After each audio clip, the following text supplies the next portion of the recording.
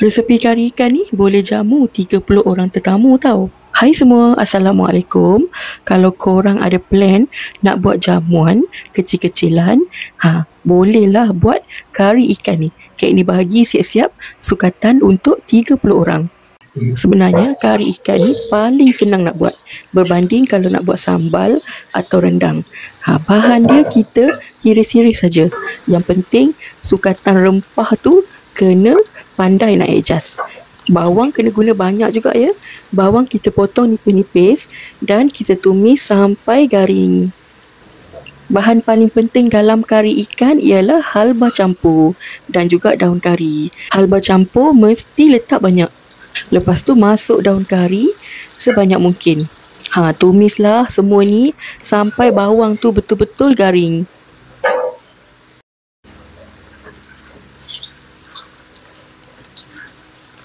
Untuk rempah pula, kek ni guna rempah gulai ikan adabi campur dengan rempah gulai daging adabi. Kalau nak pakai rempah jenis lain pun okey. Tapi kalau kek ni suka je guna rempah ni sebab rasa dia memang sedap. Masa tumis rempah, kita masuk 1 biji tomato yang dihiris nipis. Masukkan sedikit je air untuk kita nak sebatikan rempah tu dan mudah kita nak kacau. Sedikit serbuk cili, kita nak warna dia cantik lagi. Paling penting kalau buat kari ni, rempah kena tumis lama-lama. Kena tumis sampailah rempah tu betul-betul masak, betul-betul garing. Dia naik minyak pun, tapi ada kalanya rempah tu belum masak sepenuhnya. Jadi kalau dah naik minyak tu, tambah lagi air, masak lagi sampailah kita rasa rempah tu ringan bila kita angkat macam ni. Inilah tips kari ikan yang sedap. Untuk santan pula, tak perlu banyak. Untuk kari yang banyak macam ni, kek ni guna 1 kotak santan kara. 1 kotak kecil tu saja. Dan kita campur dengan air.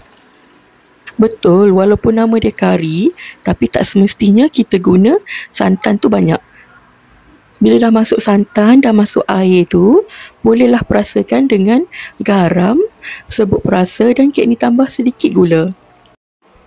Untuk kari ikan, kita letak asam jawa lah atau paste asam jawa ni. Kalau kari daging memang kek ni tak letak sebarang asam. Dan asam tu kena rasa dia punya masam tu sikit. Barulah kita punya kari ikan betul-betul rasa kick. Kita biar kuah tu merenih api slow saja, perlahan-lahan. Kemudian kita masukkan ikan yang kita dah potong jadi ketul-ketul. Pastikan api slow je. Janganlah api kuat sebab nanti kita tak nak ikan tu mudah hancur. Godak-godak macam ni saja nak bagi ikan tu masak sama rata. Bila ikan dah masak, masukkanlah bendi dan juga tomato. Boleh juga tambah terung bulat. Sedap juga kan kalau letak dalam kari. Kita biar bendi dan juga tomato ni layu dan dah siaplah kita punya kari ikan. Mudah je kan nak buat kari ikan ni untuk 30 orang makan. Bayangkan boleh jamu tetamu ramai. Tapi nak buatnya senang je, tak renyah mana pun. Satu tips lagi, kalau masak kari ikan yang banyak ni, masak dalam kuali, jangan masak dalam periuk. Senang kita nak kacau dan isi ikan pun tak mudah hancur. Okey, harap video ni bermanfaat untuk yang mana nak buat jamuan tu. So, klik like and share.